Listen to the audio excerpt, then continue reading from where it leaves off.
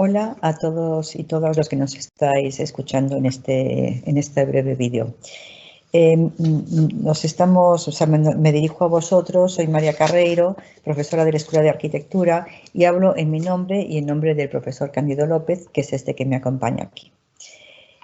Yo os voy a hablar, nosotros os vamos a hablar, aunque sea solamente mi voz las que escuchéis en esta presentación, sobre los archivos de las arquitectas y en concreto sobre los archivos de 3 arquitectas que son las primeras arquitectas gallegas, que coinciden con también las primeras arquitectas españolas.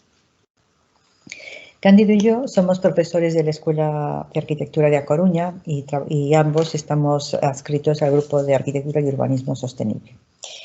Y nuestra relación con este trabajo surgió a partir de un proyecto de investigación desarrollado entre el año 2011 y 2013 sobre las arquitectas pioneras de Galicia, ¿no? Sobre las arquitectas gallegas, más que sobre las arquitectas pioneras. De hecho, el proyecto se llamaba Las arquitectas de Galicia, su papel en la profesión y en la enseñanza de la profesión. Es una investigación que desarrollamos conjuntamente con otros investigadores también de nuestro grupo, que estamos, todos nosotros somos 6 personas adscritos, una parte al Departamento de Proyectos Arquitectónicos y Urbanismo y otra parte al Departamento de Expresión Gráfica. En concreto, el profesor López González es profesor de Urbanismo y yo soy profesora de Proyectos. Bien, el proyecto desarrollado, que es de lo que os voy a hablar en este primer vídeo, en esta primera parte de la charla, para explicaros cómo llegamos a los archivos, como os digo, nació en el año 2011 y acabó en el año 2013 de manera, digamos, oficial, ¿no? Era un proyecto I+D+I de ámbito nacional, fruto de una convocatoria de investigación en el que se desarrolló durante 2 años pues, una indagación sobre cómo había sido el papel de las arquitectas, de las primeras arquitectas en la arquitectura en Galicia, digamos también cómo estaba siendo el papel de las arquitectas o la presencia de las arquitectas en ese momento en la profesión y también en la docencia, o sea, en la escuela de arquitectura, ¿no? Con cuántas mujeres y cómo esas mujeres habían llegado a formar parte del cuerpo docente que forma a arquitectos y arquitectas.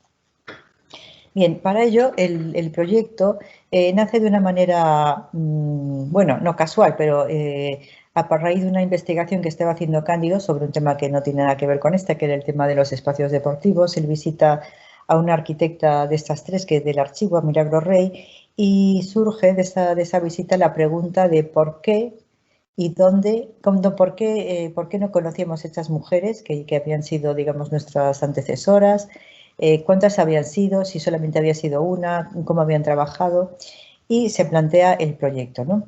Este proyecto, que se extiende, como os he dicho, durante 2 años, en estos momentos es accesible a través de la página del Instituto de la Mujer, a través del Servicio de Publicaciones Digitales online. Es accesible la parte de informe, ¿no? La parte de síntesis. El documento completo pues está depositado como es lógico, en la biblioteca del instituto. Bueno, en la biblioteca, en el fondo, ¿no? En el fondo de archivo del instituto. Bien, el trabajo se desarrolla en torno a 9 parámetros, ¿no? Un primero de ellos, que es una base de datos en las que recogemos el número de mujeres vinculadas con Galicia desde que tenemos noticia hasta el año 2012, más o menos. 2012 sí, porque es el año que acabó el trabajo, ¿no? O sea, donde se recopilaron los datos. El 2013 prácticamente se dedicó digamos, a poner en limpio los trabajos y a elaborarlos. Bien, con esta primera base de datos nos encontramos, ahí reunimos los datos de las primeras arquitectas de Galicia. La primera, gallega, es esta mujer, Rita Fernández Queimadelos, que aquí la vemos en esta foto en compañía de sus compañeros. Es una foto de un recorte de prensa de una visita que habían hecho. Ella nació en 1911 y murió en 2008, ¿no? Nosotros ya no la conocimos, tuvimos contacto con su familia. Esta mujer nació en Acañiza, en una villa, en una aldea que estaba muy cerca de Acañiza, en la provincia de Pontevedra, Su familia vivía en Orense, tenían una mercería y ella se fue a estudiar a Madrid y ya prácticamente no volvió a Galicia más que pues en los veranos, ¿no? Después se desarrolló su actividad entre Madrid, Murcia y Barcelona, que fue donde falleció, y digamos su contacto con Galicia seguían siendo sus padres, que vivieron aquí hasta prácticamente que se jubilaron y cuando ya se cambiaron a Murcia. Y poco más, ¿no? Las hijas, pues realmente es un contacto que en estos momentos no existe, pero sin embargo sí hay una raigambre y esa relación era muy importante, ¿no? sé cómo una persona en el año 30 se marcha de la Cañiza a Madrid a estudiar arquitectura, una mujer sola, o sea que se marcha, digamos, está en la residencia de señoritas, dirigida por María de Metz, digamos, eso es muestra de una gran capacidad y de una gran determinación y resolución. La siguiente arquitecta, ya es un poco más joven, relativamente, claro, es Elena Regui. Aquí la vemos, digamos, en una foto ya de mayor. Esta mujer pues nació en Irún, era una mujer de origen vasco. Su familia se traslada a Madrid, lo cual le permite a ella desarrollar la carrera de arquitectura, pero allí estudiando, conoce al que va a ser su marido, que también estaba haciendo arquitectura, que era oriundo de Santiago de Compostela, y se vienen a trabajar a Santiago. Y la tercera es Milagros Rey Hombre, que es una arquitecta coruñesa que casualmente nace en Madrid por una cuestión meramente azarosa, dado que su madre era madrileña y su padre pues viajaba con frecuencia a la capital y ella pues coincidió que nacer allí, ¿no? Pero vive toda su vida en La Coruña, simplemente se desplaza para estudiar a Madrid, pero ella después vuelve y trabaja en el ayuntamiento, es profesora de la universidad y desarrolla allí toda su actividad. Bueno, estas son las tres mujeres de las que hablaremos en los archivos, ¿no? Había más pioneras, sí. Aquí tenéis a las 8 que digamos sobre las que trabajamos, ¿no? Trabajamos, bueno, a partir de la base de datos veis que hay dos que son muy jóvenes, bueno, muy jóvenes, o sea, que son más jóvenes que el resto, que es Pilar Rojo y Teresa Taguas, que estas dos están seleccionadas porque, digamos, son las primeras arquitectas gallegas que desarrollan una función pública, digamos, política, ¿no? En dos partidos muy diferentes. Por un lado, Pilar Rojo fue presidenta del Parlamento de Galicia y ha sido diputada, ha sido parlamentaria en el Parlamento Nacional en Madrid, y Teresa Taguas, pues además de ser la primera decana arquitecta del Colegio Oficial de Arquitectos, pues también fue, digamos, consellera de Vivenda durante 4 años, ¿no? Entre 2005 y 2009.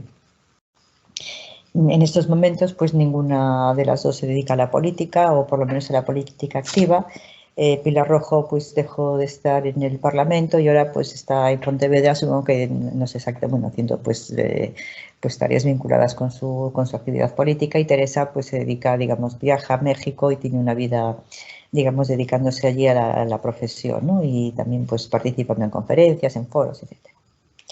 Bien, entonces tenemos por un lado ese primer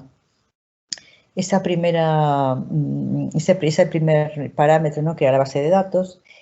El segundo procedimiento fue el de las entrevistas, ¿no? Entrevistamos a las arquitectas, a todas salvo a Rita Fernández Queimadelos, que se entrevistó a su hija mayor, puesto que ella, digamos, había fallecido, y tuvimos la voz de la hija, ¿no? Que también es arquitecto, Rita, que además fue profesora de la Escuela de Madrid, lo cual nos puso en antecedentes de, digamos, contándonos lo que ella recordaba de su madre, de sus vivencias, de su infancia, de cómo fue su paso por la profesión, ¿no?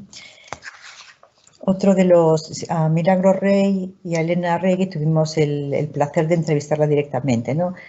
Tanto a la hija de Rita Fernández Queimadelos como a Elena Regui le entrevistamos directamente el profesor López González y yo, y a Milagros Rey Hombre la entrevista la realizaron dos de las compañeras del grupo de trabajo. Además de las entrevistas y de esta recopilación, hubo otro procedimiento que fue la recopilación de proyectos, es decir, ver qué proyectos se habían hecho y tratar de dibujar y de localizar algunos de esos proyectos. Recopilamos entre 1 o 2 proyectos de cada una y los redibujamos. y los identificamos, ¿no?, en su situación geográfica por si alguien tiene interés en verlos. Son proyectos, pues hay de todo, desde vivienda unifamiliar, un pequeño centro de salud, también hay una torre de viviendas que es de Milagro Rey.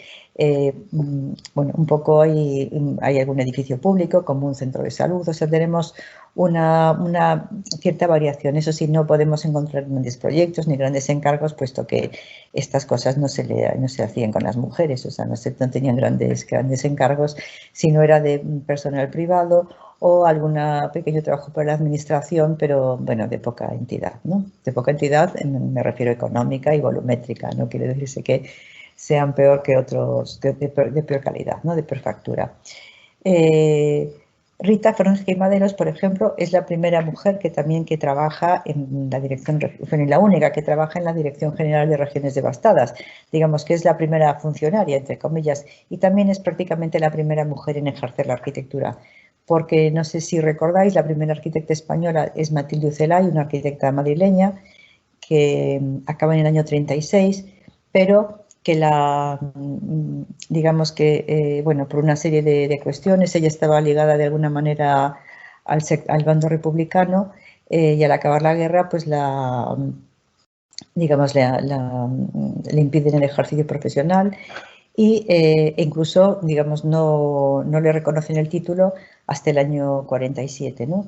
O sea, estuvo inhabilitada para la profesión, para el ejercicio, para los encargos oficiales, podía hacer los ejercicios libres, pero prácticamente a partir del año 47, entre que el final de la guerra y ese año, pues los proyectos que pudiese haber hecho, pues que habían dos compañeros de ella, dos arquitectos que firmaban, pero tampoco hay mucha constancia. O sea, tampoco, esto es un periodo así un poco difuso, pues puede que haya algún proyecto, pero tampoco está muy claro qué proyectos llegó a firmar o si los proyectos que firmó se hicieron, ¿no?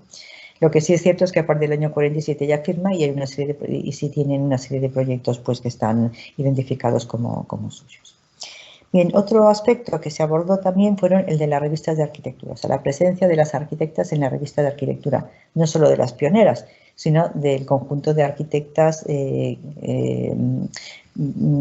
publicados, ¿no? Entonces, bueno, se cogieron en principio las revistas de la época en la que estas mujeres podían estar publicadas, es decir, revistas de los años 40, 50, 60, y después las revistas, digamos, de cabecera, pues el Colegio de Arquitectos, la revista de Galicia, la revista de la Escuela de Arquitectura o la revista del Consejo Superior de Arquitectos de Galicia.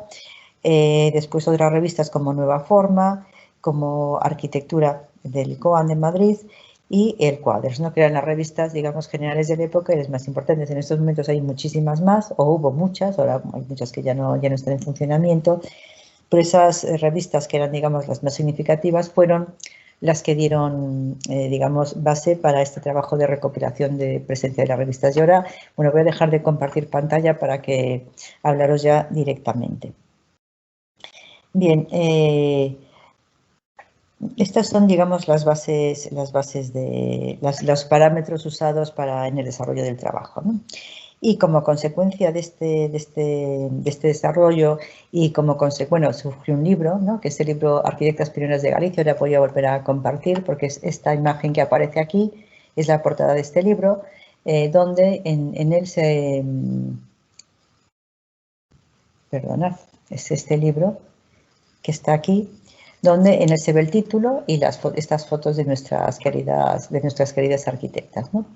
Este libro, bueno, la verdad es que ha tenido bastante difusión, más incluso fuera de España que en España. Ha llegado a la librería del Congreso y a la biblioteca de Stanford, está en diversas universidades americanas, europeas y algunas españolas.